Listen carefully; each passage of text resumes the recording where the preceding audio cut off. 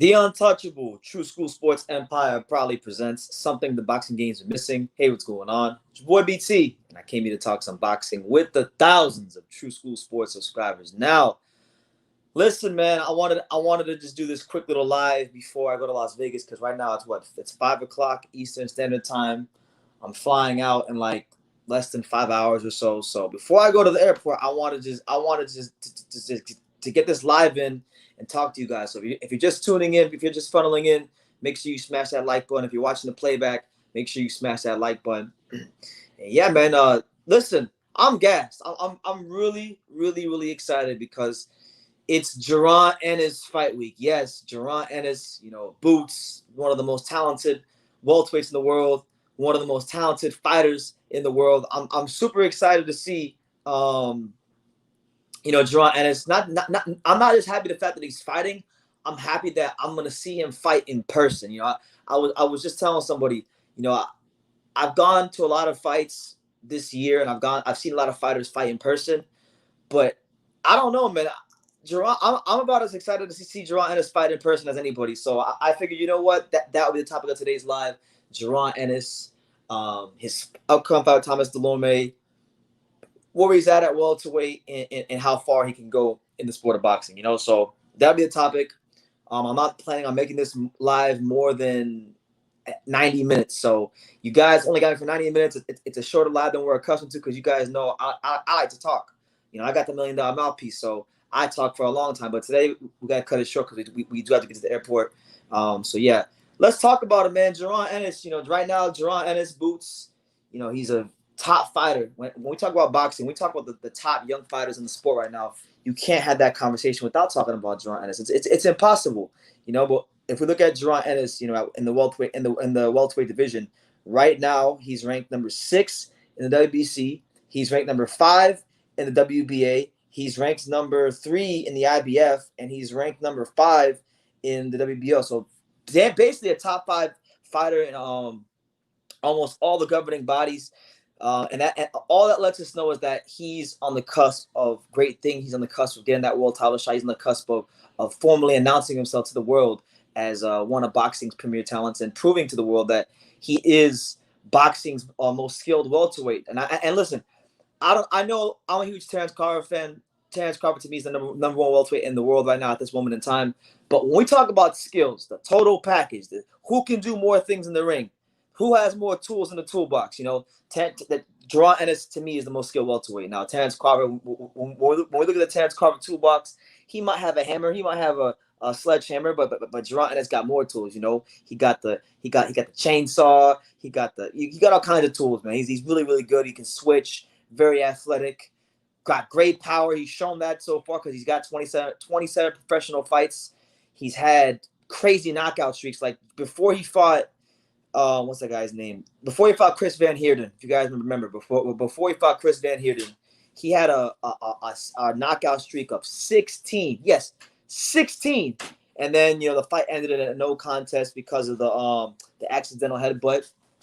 But he would have had 17 if the fight didn't get stopped. So he has that power. A lot of guys that are knockout artists, sometimes they punch hard to the head, sometimes they punch hard to the body, but they don't know how to break it down. The dangerous thing about Boots is he's got elite athleticism. He's got, elite fundamentals. He's humble enough to listen to his father and the people in his corner, and he knows how to break you down. So that's what makes him special. You know what I'm saying? So I'm really excited. Shout out to my guy Andre. He says, "Man, Boots is about to punish Delorme, then fights the winner of James Boutiev down the line." I hope. Well, that's what I think. That's exactly what I think is going to happen. I think he'll fight Delorme. He'll take care of business and beat Delorme, and he should fight the winner of James versus Boutiev because if we look at the rankings, the governing body in which Boots is the – well, no, never mind, I'm wrong. I was going to say the WBA, but it's actually the IBF. So he's third in the IBF. That's his highest ranking, but he's probably not going to get that fight because Earl Spence's career is in limbo, so that's not going to happen right now. So after that, it's he's either going to go the WBO route or he's going the WBA route. And the WBA route is probably the better route for him to go because of the fact that, he's on the card of this tournament. It just makes sense, you know what I'm saying? So I think so. Well, listen, man. Excuse the setup, guys. We got Pops here as well. Last minute before we go. Hi, everybody. God bless everybody. And let's talk some boxing, as he's already been doing. I guess you're talking about one of the best welterweights in the division in 147, Boots Ennis. He is good, but he ain't a Roger Ortiz. Anyway. Oh my Lord! Shout out to Keen. Shout out to Keen. Mitch says Errol Spence Jr. is the #1 welterweight in the world. You know, we'll see if his career continues. We don't know if that's the case. But I listen, healthy or not healthy, Crawford is better than Errol Spence, in my opinion. Slugfest says no. The WBA ordered attorney, which means the winner fights Ugas Styontis for the WBA Super. I know that. I'm saying after all this mumbo jumbo with WBA and this bullshit tournament is done with, I'm saying after it's done, that's who Ennis should fight. But look, I want to keep it subject honest. I mean, I get what you're saying, Slugfest, but I'm saying I want whether it's James Butiev or Ugas Styontis. Once this is over, Ennis should get a shot at one of them, and that shouldn't be no more than a fight or two down the line for him. You know, but I wanted to talk about Ennis. I wanted to really dig into Jaron Ennis because I really feel like he's boxing's perfect storm. You know, and I'm going to explain to you what I mean by that. A lot of guys with his talent level, we've seen it in the past. Like I remember a long time ago, people were oohing and eyeing at the talent of Adrian Broner. Now, I'm not insinuating that Broner is as talented as Ennis because that would be foolish. He was never as talented as Ennis. He was good, very athletic, but never as talented as Ennis, never as fundamentally sound as Ennis. Ennis has more tools in his toolbox than Broner ever has or ever will. But, you know, I've seen people who hate on Jaron Ennis say things like, oh, hopefully it's not the next Broner. I really feel like Jaron Ennis is boxing's perfect storm because a lot of time when we get these guys that have great talent and athleticism and hype, you know, sometimes they get big-headed. Sometimes they don't listen to their corner. Sometimes they just don't have the mental character traits to match the talent they have in the ring. You know what I'm saying? But that's not the case here at Boots Ennis. I really feel like with him, he's got his head screwed on straight. He does a great job listening to his father. You know, before I came on live here today, I actually went ahead and went back and watched an old Jaron Ennis fight. I don't know. For anybody that wants to get an idea of, you know, what the chemistry is like between Jaron Ennis and his father and trainer, Bootsy Ennis, I would highly recommend you watch his fight with his 2019 fight with Daniel Fernandez. Go watch that fight because on the telecast they didn't have the commentator audio, so all you could hear was Jaron Ennis' father yelling in the corner. You could hear every last instruction, when it was yelled, when Boots followed it, if he followed it, and there just seems to be very good synergy between Boots and his father. He listens, he takes instruction very well, he takes criticism very well. He's just a fighter that I think in all facets is the total package.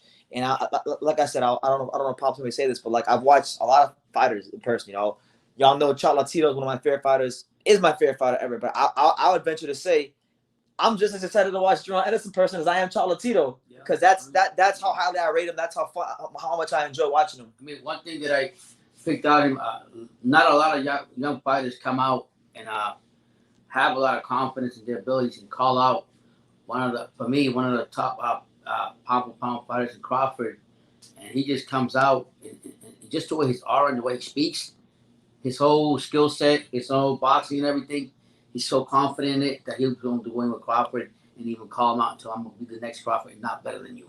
So I respect him for that, and you got to. I'm a big fan of Virgil. Virgil don't speak like that. Virgil don't speak with that confidence. Virgil is a powerful fighter, but he's not. I'm going to just say that your own Boots Ennis is cut from a different cloth. Oh, okay. So look, let's talk about this. I know we all want to talk about different fights because obviously Delorme isn't the matchup that we asked for. I get it. None of us. I didn't ask for Delorme. Yeah. You didn't ask for Delorme, and none of us really asked for Delorme. But listen, Delorme comes to fight. You know, one thing we can't say about Delorme is he comes to fight. He can punch a little bit. And maybe these fights close. So let's break down that matchup for a little bit because we have to focus on the task at hand. We have to focus on what's in front of us because if we don't focus on what's in front of us, you know, we get lost talking about shit in boxing that's not even happening. So let's talk about it. So Thomas Dulorme, he's coming to this fight 25-5-1, 16 knockouts. You know, former world title challenger. This is a guy in Delorme who has had an interesting career. You know, a lot of people had some high hopes for him early in his career. Some people were thinking that he could go on and become world champion. It hasn't happened for him, but he's a good, solid contender. Now, the last time, even though he's got 5 losses, the last time Delorme actually got stopped was back in 2015, and that was, if you guys remember, that was Terrence Crawford's first fight at 140 pounds, where he fought Thomas Dulorme and stopped him in 6 rounds. So this is a good chance for Ennis to make a statement. Now he's got a common opponent in place with Crawford, and that's one of the things that makes the fight interesting. Now, since that fight, you know, he's fought Yordenis Ugas. Ugas beat him in a close fight. He actually dropped Ugas in the 7th round of that fight. Same thing happened when he fought Jamal James. That was a fight that some people thought was pretty close. And then with Styles, he came to fight Styles. You know what I'm saying? So and Styles barely won that fight. I mean, there was one wide scorecard, and then there was 115, 113 scorecard. So we know. Listen, I think we could all agree that Delorme is probably not going to beat Ennis, but he's a body for him to have on his resume right now at this point. You know, shout out to Andre telling it like it is. You know, that was a close fight with Styles. You know, he said that he thought that Delorme beat Styles, and I'm not mad at that. I thought he did more than enough to win that fight. Styles is getting a lot of hype, and he's one of these PBC welterweights along with Ennis and Jesus Ramos and them guys that they're trying to prop up to be the next big thing. But you know, Delorme really had a good performance against him. So I'm looking forward to seeing how he does against a good veteran fighter like Delorme, someone that you know, a couple years ago he fought Jesse Vargas on the first ever DAZN show, and you know, that was a close fight. I mean, a lot of people, that was a close fight, ended in the draw. So he's been right there. He just lacks those skills to get over the hump, but he's got Ismail Salas in his corner. And if there's one thing I know about the Ismail Salas camp and the boxing gym and the culture that they have there, you know, he's going to be prepared. He may not win, but he's going to be prepared to the best of his ability. So I'm looking forward to it. Pops, you got any thoughts on Delorme as an opponent?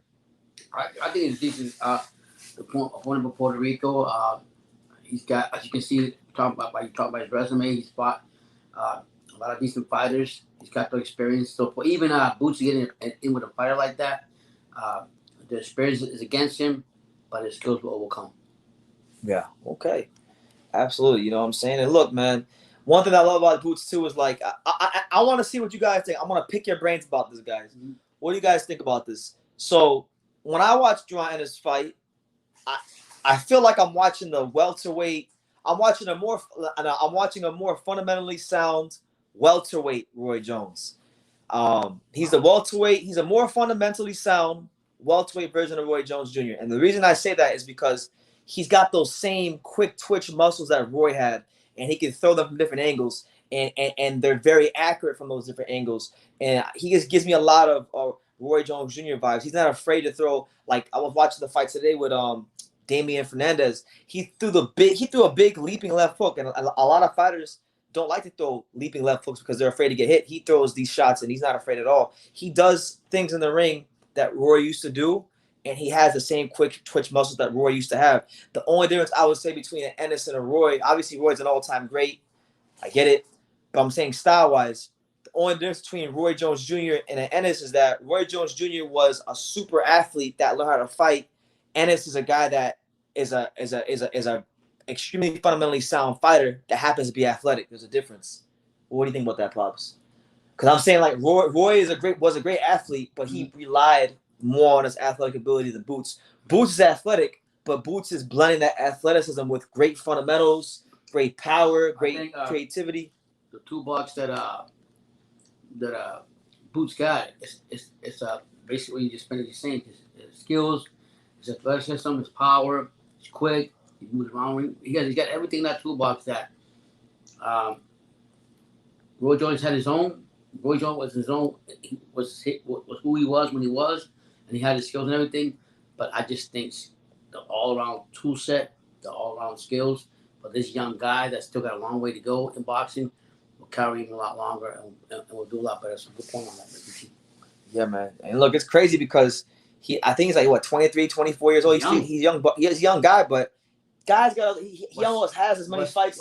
He has almost as many fights as Spence and Crawford. He got 20. This will be his 28th fight. What's funny about Boots? Boots he's a young guy, 23, but what people notice about Boots, not even his fucking name, who he is, or from Philly or nothing, they notice his skills. And believe it or not, his skills is doing all the talking. When you hear people from all across the side of the world, or the other side of the street, call out a young fighter like that, doesn't know shit about boxing. We talk the same format you always use when you talk to a lot of your friends about boxing or any other sports. If they know the person, then there's something going to be said about him. What you mean? Like his talent and everything. Like somebody that's not accustomed to seeing Boots or doesn't know shit about Boots, but I've heard of him and seen him, and he said, "Hey, BT, hey, I don't." And you're telling some of your friends always tell you that. I say, "Hey, you know, you don't know shit about boxing, but you sure knows who Boots is." That brings attention. Well, I'll show them who Boots. A lot of times when I talk to my friends who don't know anything about boxing, what I like to do is I like to show them different fighters because they don't watch boxing like that, and I ask them what they think about fighters. I don't tell them what I think, but they do their homework. I show it to them, and every no matter who I show it to, they ooh and they ah at the skills of Boots. Hiro, you got the Hiro lot. Danae. Yeah. These kids that come out here, I'm 53 years old. In my mind, I probably remember a lot of shit if I didn't go through the war and everything. But they're putting me on game. So that's showing me that if they time to do their homework and talk about somebody like Boots that we're talking about right now and bring it to his attention and they caught their attention and they actually do a study on him, that's big. Yeah. So, big things from him. Shout out to my guy, Slugfest. He says, does Boots beat everybody on Crowd Resume at their best? Seriously asking. It's a good question. I think let me see. Yeah, I think he would, because I think he'd beat Kavaliauskas, he'd beat Postal. I think some of these fights would be difficult for him, as they were for Crawford, to a point. But I think Boots will be good enough to figure them out and beat them. You know, aside from Crawford, there's really no fighter in boxing. I can think of right now that has the blend of speed, power, defense, and ring intelligence like Ennis. Unless I'm missing somebody. So you see him with chinchillas fighting for that? I mean, look, man. A lot of times me and Pops, we get on these fighters because they want to look cute. They want to have their outfit with 55 colors on them. They want to have chinchilla. They want to have fur. But guess what? The only guy in boxing I can say that deserves the word chinchilla and I can criticize for it because he delivers every time he fights so far has been Jaron Ennis. So yeah, I'm telling you guys, I'm so excited to see him fight this weekend. It's gonna be a great card on Showtime. You know, hopefully I'm going to Vegas. Hopefully we can find out where he's training or where they'll be at. Maybe we can run into Ennis, Jaron, and get an interview with him. I'm a big supporter of his. He's a great fighter. And I know Pops don't agree with me. I think Virgil Ortiz is good. And I want to get into far, but I think this of that next crop, I think Boots is the guy. I think Boots is going to be the guy. I think Boots be the reason that a lot of these guys at 35, the lightweights right now, don't want to go to 47. He's there. Like he said, once he gets up there, they don't want no part of him. Basically, when you say like I can just see it now. Devin Haney will be at 140. He'll be a champion or something like that. And run the other way. And they'll be saying, "Oh, are you know 147?" And he'll say, "No, that don't make no business sense right now. I'm gonna stay here at 140." So, yeah, man, I'm just really excited. And listen. It's going to be a good card. Like, overall, it's going to be a really good card this week. He's not the only person on the card. We got a guy here, a local guy. He goes to the name. He wears chinchillas all the time. He's big in Miami. He loves Miami. He's the king of Miami. But guess what? You don't have those Jaron Ennis performances. Yeah, he don't know. He's not even close. Even Jaron is an amateur. He don't even fight like that. It's not even that level. He come out here showing our shit, and then when another boxer was trying to call him out, all of a sudden chinchillas don't be worthy. So if you don't have the skills, if you don't have the toolbox, don't know chinchilla. The age you have, according to school sports, one of my big things is that criteria. You gotta have it on. You gotta back it up. Somebody calls you out, you gotta back it up, and that's the difference between a young guy like Boots Ennis and the local guy we got over here that doesn't want to fight the New Yorker. Oh man, oh man. Well, listen. I mean, Boots, obviously, I know he's not the main event, but to me, he's the main attraction on the card. He's the reason why I'm going to pay like $70 or whatever it's going to be to go to the fight, and I'm not going to have any problem with it. He's the reason I'm going to this fight. Well, I think a lot of things too, when you start hearing a lot of people, a lot of noise in boxing, from talking old school, experienced people that have been in boxing for years, and they notice the talent from afar and continue talking about this guy. You know what I really like about Ennis, brother? He doesn't go crazy about social media. He doesn't go brag about. You always see him in the gym. You don't go over at the gym. You don't see him. Oh, I'm this and that and showboard. I'm not gonna say the kind of fighters we have around here in today's boxing. But when you hear that everybody's making all the noise for you, and you're not doing it, and your performance speaks for itself and speaks volume inside that ring, that's respect already for a young guy like that. That's respect already for a young guy like that. So you guys watch out for that guy because he's no joke. Yes, we can have our disagreements what we like, but you gotta give him his props because he doesn't talk much. He does everything in the ring. He's a class act. I praise his dad for being that way. Absolutely. Shout out to everybody here. Make sure you smash that like button. It's your boy BT the Untouchable. Shout out to my guy Slugfest. He says the one guy that I slept on is Xander Zayas. That kid is talented at 19 years old. Yeah, man. I've been banging the Xander Zayas drum for a couple of years now. You know, obviously I've been exposed to Xander a lot earlier than most people because Xander Zayas he's from South Florida. He trained here in South Florida at the same gym as Tio at the Davy Powell. And I remember 4 years ago, Xander like this damn big. He was like this damn big. And he wasn't even a professional yet. Now he's a professional, making a lot of noise, developing into one of the most talented fighters in boxing at his age, you know. So, yeah, I'm right there with you, man. Xander Zayas is going to be something in boxing. Julio says, no point in speculating who Ennis beats from whose resume boxing math almost never works. And you got a point. You do got a point. We don't truly know until these fights happen. Chris Mayhew says Boots beats everyone. A lot of people are thinking that. I'm thinking Boots gonna have the skills, the frame, the athleticism. I think he'll become champion 147, 154, 160. Like, I think he's that damn talented. Well, what I think I like when you brought it up. One of our lives this past week was the once Pacquiao left and all the other ways, it's a new torch, a new turning of the torch. More sort of speaking. I truly believe that. I think that he's gonna and even if he becomes top dog in the welterweight division, which everybody's him and Virgil may create this into a great rivalry. Yeah, between both of them. It'd be great for the welterweight division, and there'll be a new generation and a new life in 147. Absolutely. Dandada, shout out to Dandada. He says, who's the main event? The main event in this fight is going to be Jamal James against Butiev. So Jamal James 27-1 against Butiev, who's 13-0. So that's the main event. But the main attraction, okay, that might be the main event. That might be the last fight on the card. But the main attraction ain't that. The main attraction is Boots. Boots is the reason that I'm forking over my money. I can't wait. Where is he? He says Boots is a man of God and lives boxing. He really do. Really do. He do live boxing. I mean, he I don't really know about like his beliefs or anything like that, but he seems like he's got peace and he's got a good temperament about him. So it's not exactly surprising. The kid eats right, sleeps right, and trains next level, and he makes it to church on Sunday. Do he really? Let me find out. Gerard Ennis, you going to church? After 6 days of training? Yeah. Man, Gerard Boots is different. Boots out here setting a good example. That's it. Maybe, all that humble in the way he is because he's watching God. Like, God bless him either way. Listen, man, I'll tell you this. For anybody who's trained, for anybody who's spent time in the boxing world, whether you've trained as a fighter, whether you've been maybe a manager, whether you've been a cut man, whether you've been a guy who wraps hands, whether you've been someone like me who's been reporting on the sport at a good level for a number of years, to be involved in boxing and to continue to press forward and really have a great time doing it, you almost kind of gotta believe in God. You gotta believe in the Lord. Like you gotta believe in something, because sometimes boxing will give you the highest of highs, and boxing will give you the lowest of lows.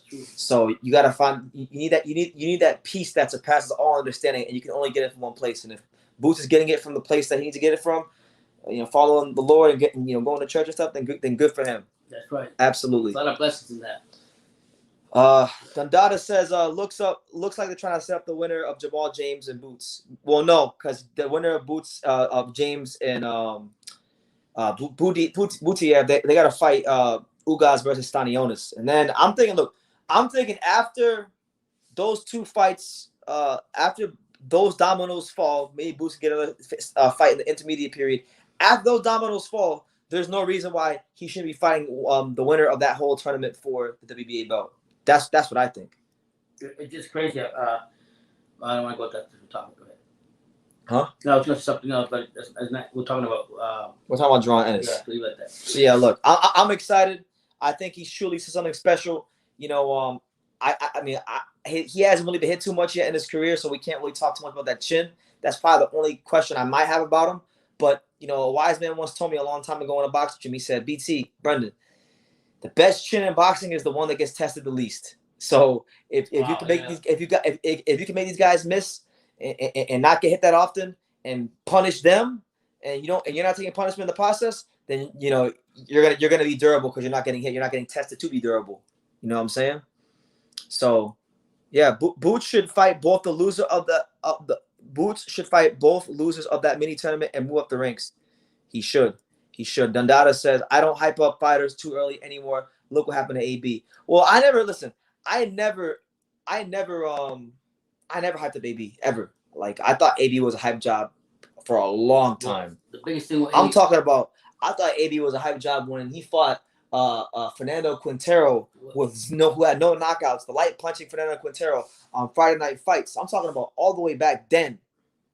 Yeah, but the biggest thing about AB and you learn from hyping up some fighters. AB and Boots Ennis is, to me, is discipline. Something that what's the name? AB doesn't have. So I mean, still don't got it even now. He just went to jail again. So he could be successful and people love him, what he does and everything, which is great. But as far as discipline, that's why he hasn't gone as far as he could go.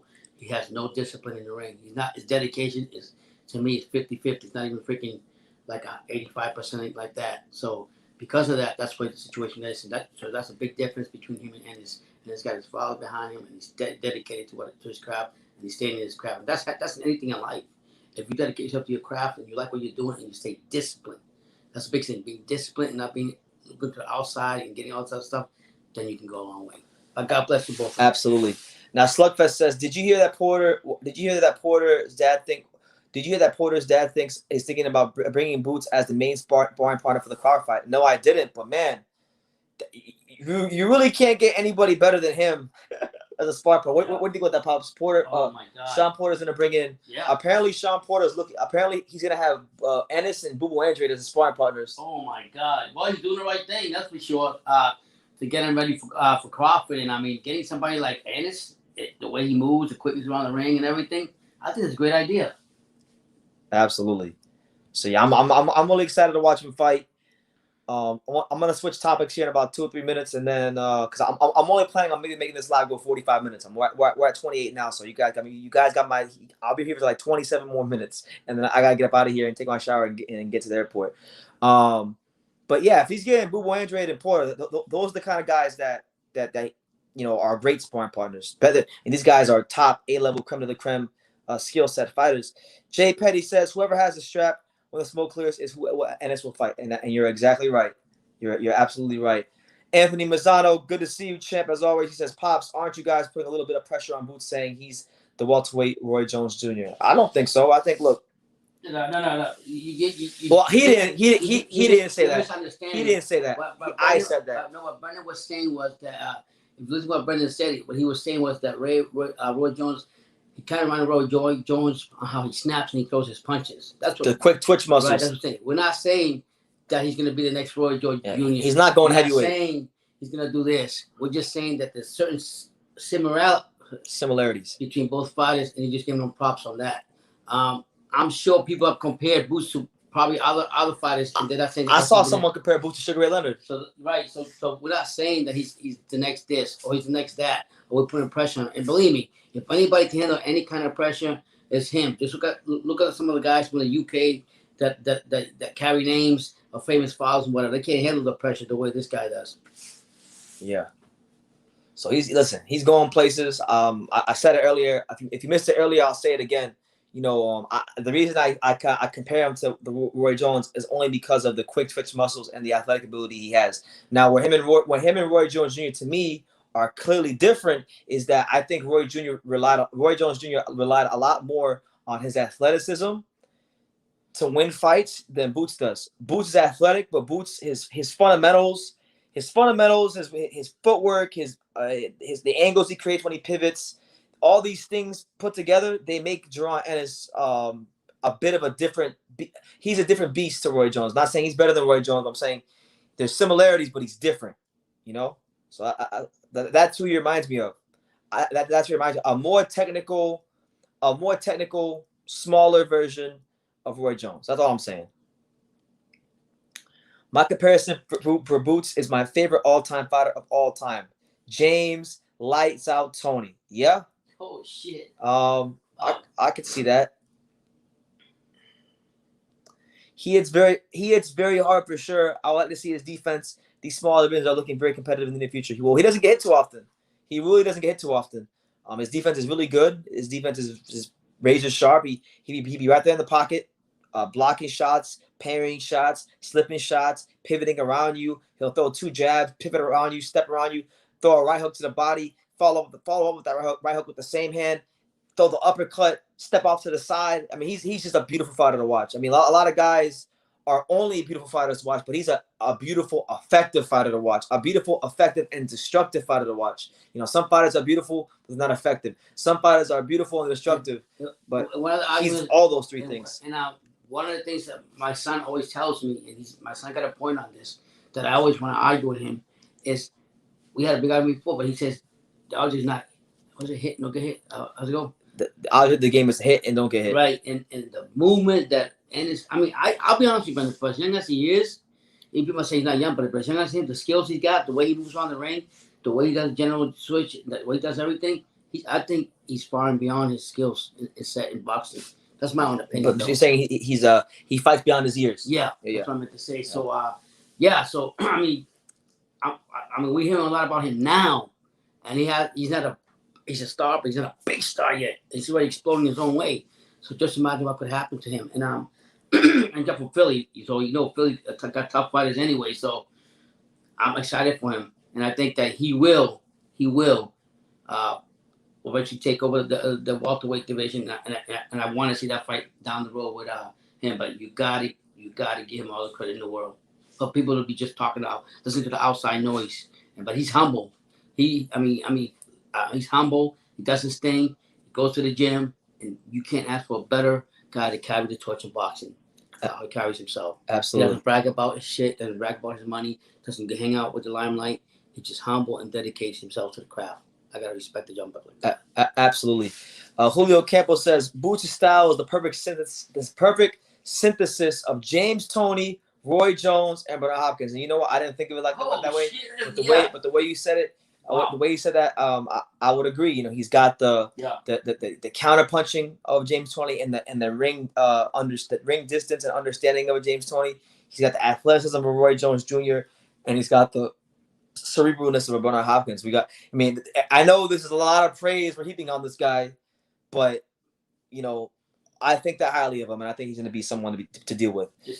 BT, for you guys, who would be the more challenging fight for Virgil in terms of the school said that doesn't really match his style or can actually help him? I'm confused. What are you saying? When I look at Boots, he reminds me a little bit of Evander Holyfield and Lennox Lewis. You gotta explain that one to me. Did Delorme fight Crawford? Yeah, Delorme fought Crawford in 2015. It was actually Crawford's. It was either his first fight at 140 or his second fight at 140. But it was like one of the first 2 fights he had at 140 for the title. Delorme at that time was being. He only had like a loss or 2. He was still looked at that time to be someone that could potentially go on to win a world title, and he had his chance in that fight. And Crawford beat the hell out of Delorme. He got him out of there in 6 rounds. Christian, what's good, champ? Good to see you.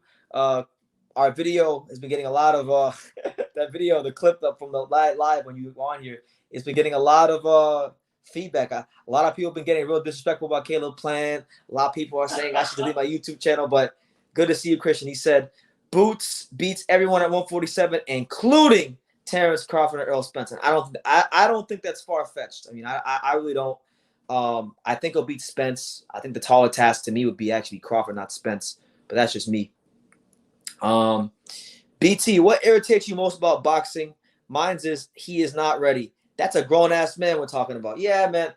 I mean, that's obviously one thing. I would say, and I'm gonna say the thing that annoys me most with boxing is people's lack of they don't take time to understand fighters. Like they'll look at a guy's resume and they'll become box rec historians, and they'll tell you about all these fights and who the guys fought, but they never actually watched the fights. So then and they haven't really watched these fighters more than once or twice, so they don't have a very big understanding of who it is they're talking about, what they do well, strengths, weaknesses. So I hate the most in boxing when people break down resumes and they don't have any understanding of the fighters that are actually on that person's resume, what happened in the fights, what the fighters do well. I would say resume talk and discrediting a fighter because you think he hasn't fought anybody because you don't have the boxing knowledge to know who's on his resume.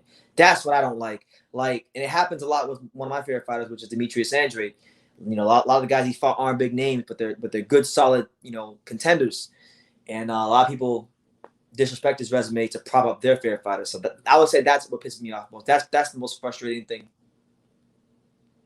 You know what I'm saying?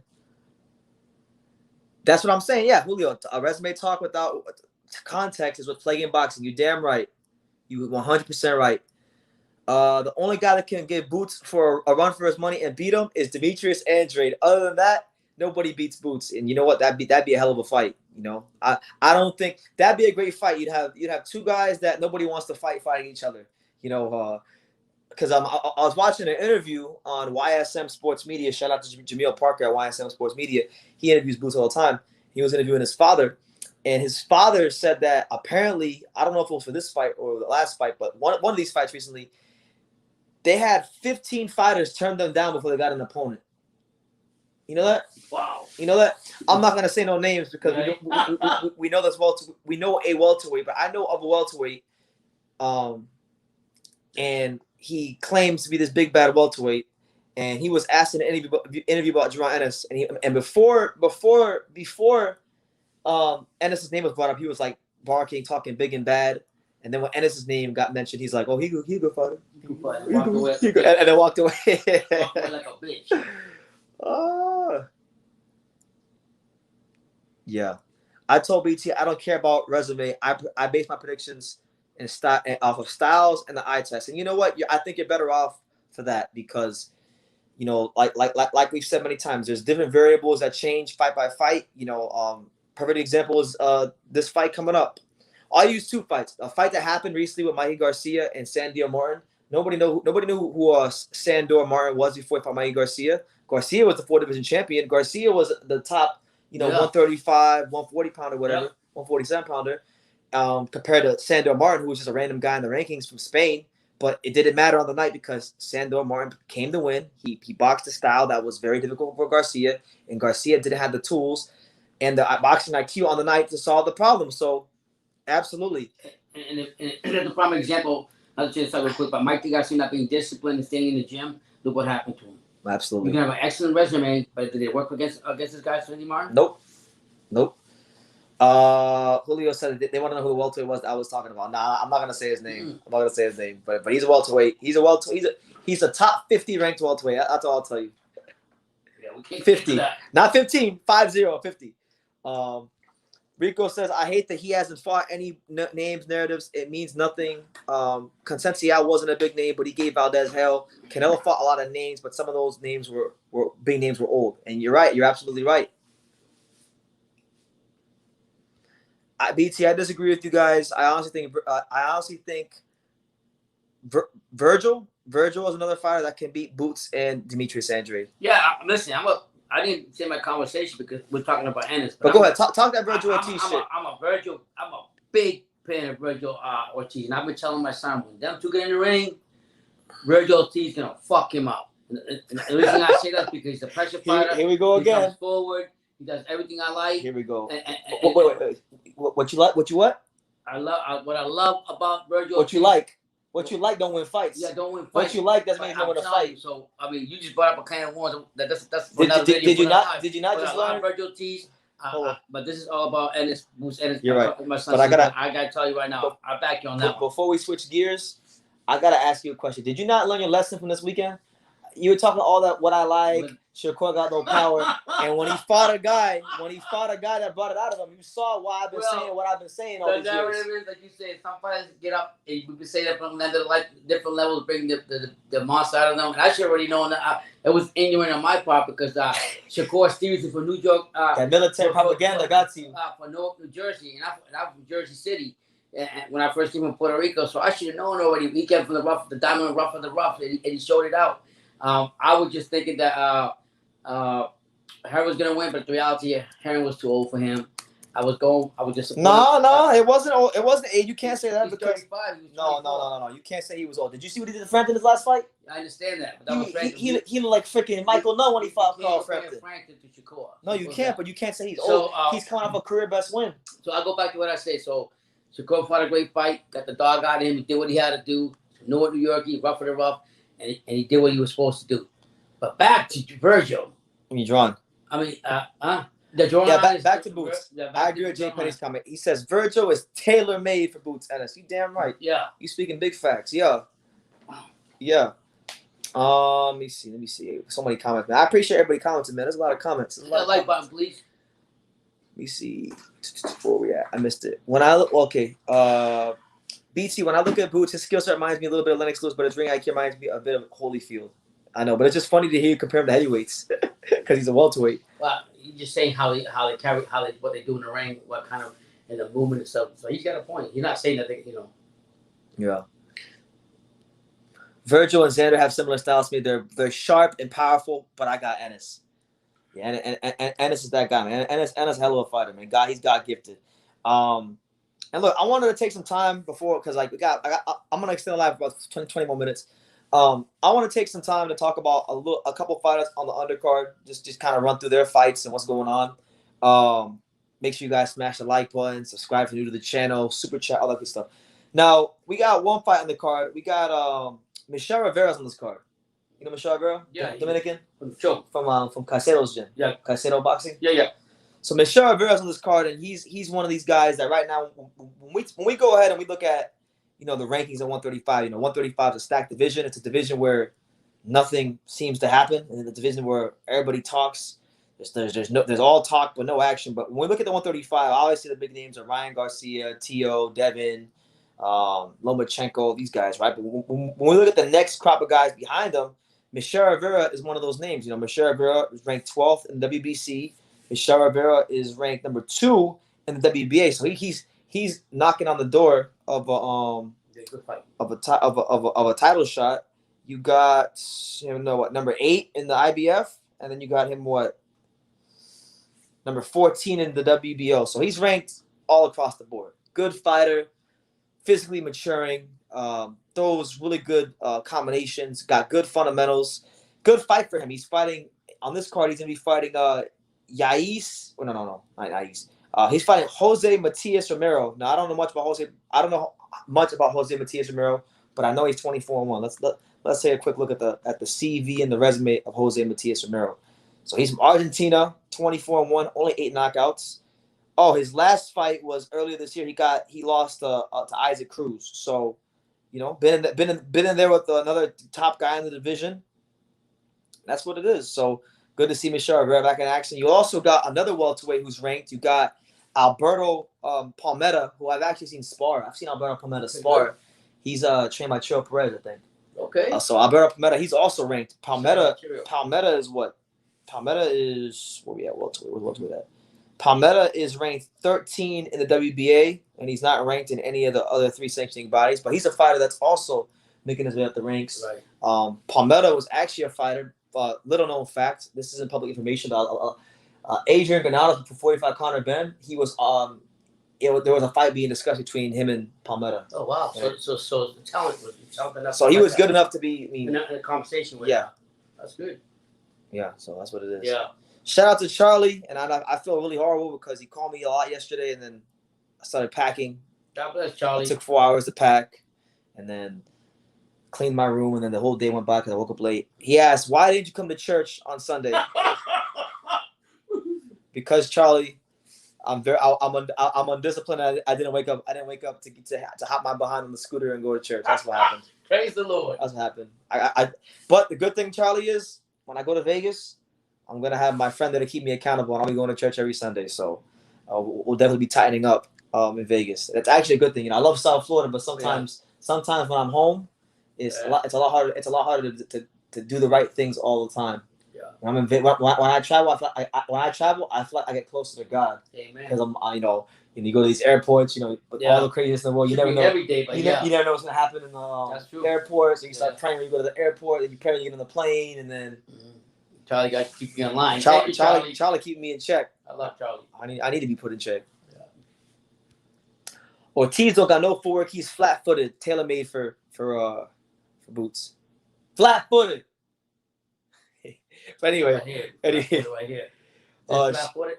What? Let me see. Show him. This flat-footed. That's not flat-footed. No. They gonna knock somebody out. I'm just joking because they're both talented fighters. But I think overall, I've been saying overall skills, and it's got the better skills. Yeah. But I'm just a big fan of Virgil, and I'm a big fan of wrestling. I'm a big fan of a fighter like him. Because he's a true fighter. When he gets going, it'd be a great fight either way. Yeah, man. Dundada says traveling is good for the soul. It is, man. And like, look, you know, I love, like I said, I'm blessed living in South Florida. To me, it's the most beautiful place in America. In my opinion, I'm biased though. But it's good though. It's gonna be good to get to Vegas, go to new boxing gyms, see new fighters. I think go to some fights. You know, be good. The great thing about you going this time around, Brandon, usually when you go to 1 or 2 fights, you got a lot of fights going on. There's even Michaela Meyer. You got. I'm not going to that fight. I'm just saying you got you got more fights going on while you're there, so you can get more contact and go see different things. When you got more opportunities. Are you gonna go to the Salas Academy? Yeah, I'm going there. I'm going to Salas' gym. Like one of the best. Brendan I'm going to like 2-3 times. Brendan makes recommendations to a lot of fighters here that if they really want to see how good they are. Matter of fact, we're talking about some fighter. He was telling me, I can't remember the name the other day. And he was telling me, if you really want to test yourself, Eric. Was it Eric? It was either Eric Lanzis or Blake Davis. Yeah, Blake Davis. And my son was telling me, if you really want to see how good you are, go to the Salas Academy. And I don't know what impressed him, but he told me it's a whole thing. Just not just Salas Academy. Go to Vegas and go to different gyms. Listen, I don't know if there's anybody here watching this because I know we got young fighters that watch this channel, upcoming fighters that watch this channel. But look, any fighters out there that don't live in Las Vegas, that have never been in Las Vegas, look, this is a great tip for you guys. If you want to know how good you are as a fighter and how sharp you are and where you need to be, go to Las Vegas and get you some sparring because sparring in Las Vegas is different because you got fighters from all over the world that are going to Vegas. Yeah. You got the top guys in Vegas. I was telling me that when you go to the sparring, it's like a round-the-clock thing. It's like one fighter comes in, finish, another fighter fights. Yeah. It's like at Salas, Salas gym. It's good continuously. It's not just like, okay, that's it for the day. Go home, have ice cream and cake, a cheesecake or whatever. Go cheat on your diet. It's not happening over here. But the big thing is you're gonna, like you said, you're gonna see different talents you're gonna get in the ring with, and you're gonna get a feel. Okay, well, damn, I can deal with this guy because there's some fighters that are good. We have a guy right now. He fight heavyweight, young guy that really big on. We won't say his name. Brendan's big, likes him a lot, and he's been fighting a lot of actual heavyweights that are professionals, and he's got the heart of a lion. So he's not. But there's other light heavyweights. Okay. I light heavyweights and other heavyweights here that are talented enough that are actually fighting professionally. That don't even have the balls to get in with some of these fighters. So I totally agree with my son on this part. If any of you fighters out there really want to test yourself because your skills, because you're going to be fighting different guys and sparring from all over the world. I'm not saying that Miami don't got them, but over there is top of the line. He wouldn't tell you that because he knows Miami, and he will tell you that because he's been in Las Vegas. Absolutely. Yeah, man. So we're really excited for this fight. Just really excited in general for what's going to happen this next month in boxing, for the channel, in life. You guys support, man. We love you all, man. I'm going to be lonely when he's gone, but I'll have the TV and I'll watch it here and I'll go live because one thing my son do, we talk hours about boxing. So you know what's funny? I'm gonna end the live in like 10 minutes, but I want to end it on this note. Okay. There's so I watch boxing at all levels. I watch the championship boxing, the contenders, the prospects that nobody cares about, the local prospects, right? So right now, I'm like one of the main catalysts. I'm trying to help make 2 fights happen locally and at the club show level. Okay. Now, if y'all don't know, I did an interview last weekend with a welterweight prospect named Peter Dobson, Pistol Pete Dobson. He's like 15-0 or something like that. He made a claim that another welterweight named Harold Calderon, who's 26-0 but hasn't really fought anybody yet, is ducking him. Who we love in this. And we like Jaron Calderon. From the beginning, so. And like they've been going back and forth on social media, and it looks like now they're working on putting a fight together. So True School Sports, and it's more than likely gonna be on Showbox next year. So if it does happen, True School Sports was a catalyst that made it happen. And then before this live happened, I made a post on Instagram because there was another fight. I don't know if y'all remember. Do y'all remember Quincy Lavalas? He's the guy that beat Clay Collar, the slick counter puncher that beat Clay Collar on the seal. Yeah. So I posted. I didn't tell you about this. I made an Instagram post maybe like an hour ago because he had a fight back in January with Mekborn Sanagov, another welterweight who's ranked number 14 in WBA. And it was a close fight, but I thought Quincy Lavalas won. They didn't give it to him, right? They didn't give it to him. And then Mek got the decision. And I came on this channel. I said I thought Mek was fortunate and got a good decision. That's what I said. Call it the way you call it. So then I went to the Warriors gym. Mek got mad at me. He was like, "You hater, the hater is here. I kick Quincy's ass, then I kick your ass." Yeah. And Pops, I was getting a bit pissed off. I hold Brandon back because he had to hold me back. But look. Anyway, that's besides the point. I posted a thing on Instagram today, and it looks like now they're working on that fight happening. So we're making these fights happen. We're making these fights happen. We're gonna listen. We may not have the most subscribers, but you bet your ass we're gonna help make some good fights happen in boxing. And this is like proof in the pudding because I always tell you guys in my lives and when we have videos that a lot of trainers call Brandon, a lot of coaches call him, a lot of professional fighters call him, and this right here just gives you an example of how Brandon's voice can go out in boxing, not to brag about it, but because he's humble and the way he says things in black and white, but people like it, that's how it's supposed to be. Yeah.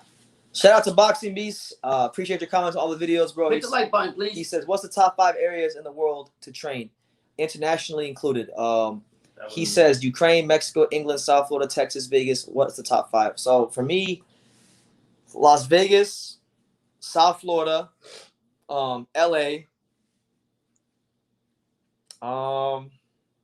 Philly, Atlanta. Atlanta's pretty good actually, but I wouldn't put it in the top 5. I would say Vegas, LA, South Florida. The UK is good, but Philadelphia is really good. Obviously, Philly. A lot of fighters go to Philly to get sparring. Detroit was great back in the 80s and 90s, but it's not how it was. Right. A lot of the boxing has left. Well, Chicago, your boy's from. Not Chicago. No. What's his name? Renatos? Because even he had to leave. Okay. Even he had to go train other places. Okay. I don't know. It's tough to say, but I would say the 3 locks for sure. The 3 locks I can say Japan. If you're like a smaller weight class fighter, if you're like if you're a fighter from if you're like a fighter from 105 to 118 or 122, Japan might be the best place for you to be in the world. You go to the Tekken boxing gym. Oh, wow. Which, by the way, that's like one of my dreams. Y'all may not know this about me, but one of my dreams is if this virus stuff ever stops, which I don't think it will, but if it does, and I can go there without having to put shit in my body, I would love to go to Japan and go to the Tekken boxing gym. It's like a dream. It's like one of my top dreams. Yes. How about Nicaragua? You see Nicaragua? They don't have no boxing gyms over there. They got no. They got that, man. They got dirt poor gyms in Nicaragua. Yeah. From what but it's a third world country. What you expect?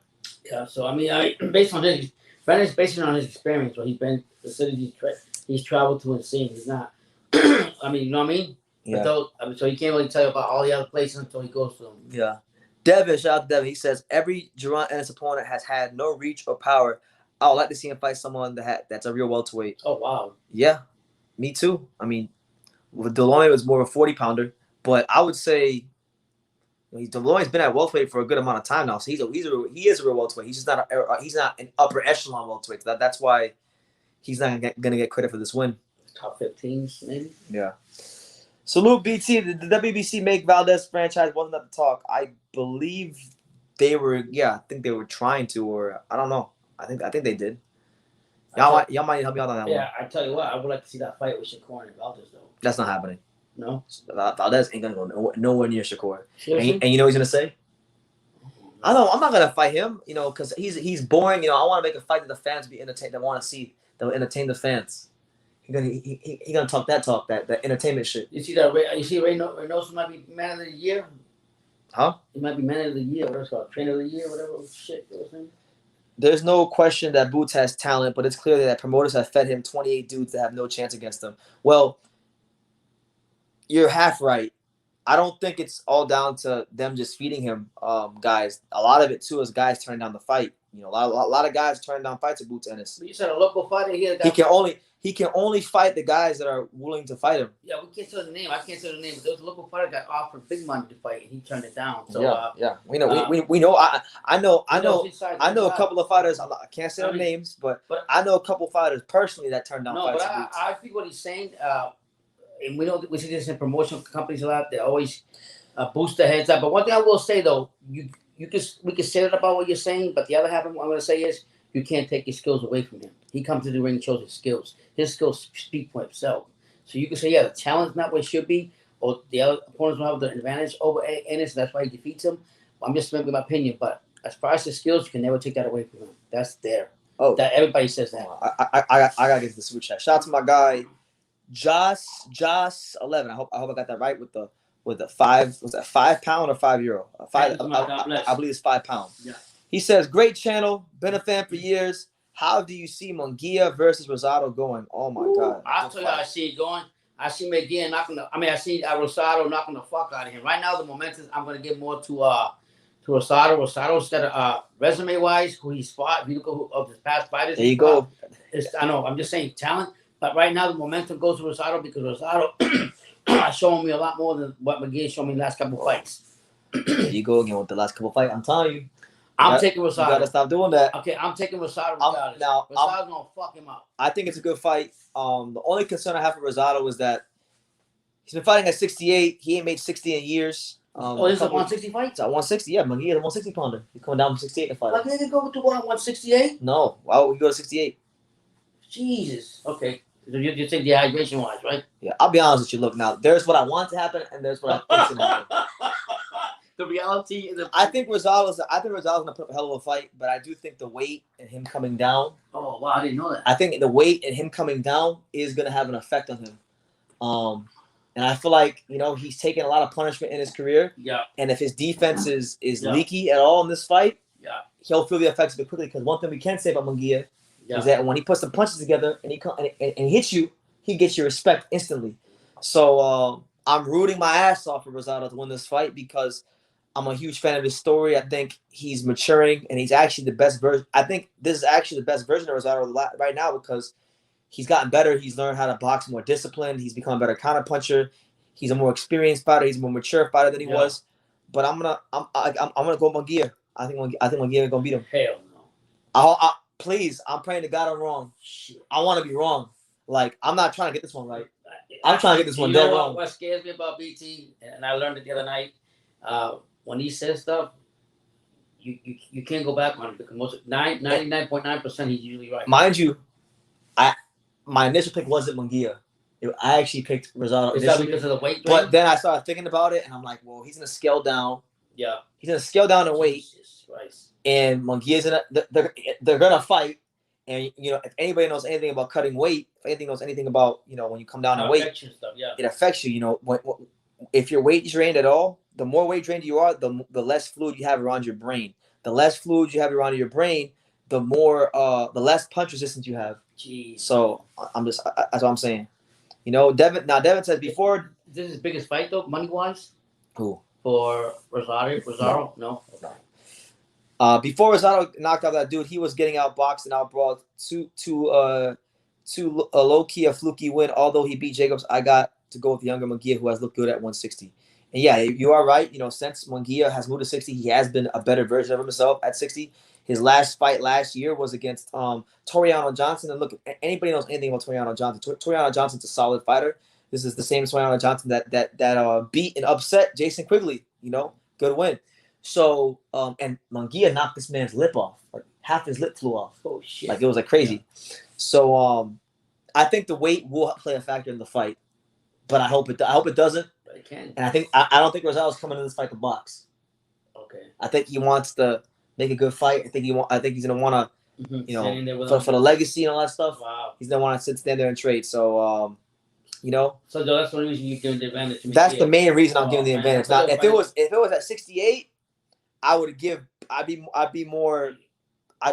at picking Rosado, but because it's not, I didn't know that. And not even just that, Munguia is a good fighter. Like, look, his last fight at 54 was against what's his name? He's been at middleweight since January of 2020 when he fought Spike O'Sullivan, and ever since he's gone to middleweight, he's 3-0, 3 knockouts. Yeah, one thing you do. He ain't gone the distance once at 160. Yeah, one thing that I don't. Sometimes I hate when boxers got to come down to a different weight class. That's part of boxing, but I just hate it because it puts a boxer into a disadvantage, and I'm sure the promoters know that. Let me just ask you one question. One thing that we pick on Munguia on is his defense. Has it improved at all? If so or not, or it doesn't matter in this fight? Because power is going to be the key. The thing is, at 54, at 154, he wasn't as strong as he is at 60. He's strong at 60. So when he punches you now, he's going to keep you off you. Wow. Like when he fought Hogan and these guys, like they weren't feeling them punches as much because he was big for the 154. But now he's a strong 60. He's been fighting good, solid guys. Like he fought Gary O'Sullivan and went 11 rounds with him. Stopped him. That was a good win. Fought Toriano Johnson.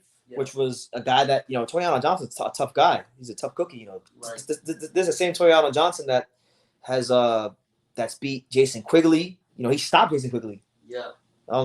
He stopped Jason Quigley. You know, it's the same Toriano Johnson that, you know, was at a good level in boxing. Yeah. So I like Munguia to win, probably by stoppage, because you got to also understand nothing about Rosado. Mm-hmm. He cuts very easily. Very easily. Right. So because he cuts very easily, you know, it could be an issue for him if Munguia lands anything early. But I really want him to win because I like Rosado. I like what he represents in boxing. It's good. It's gonna be a Mexican-Puerto Rican thing, so they're gonna boost that up real big. Yeah. You know, so yeah, good luck to both of them. Good luck to both of them. But look, on that note, guys, I've given you my hour. I've actually went longer than I thought I would go.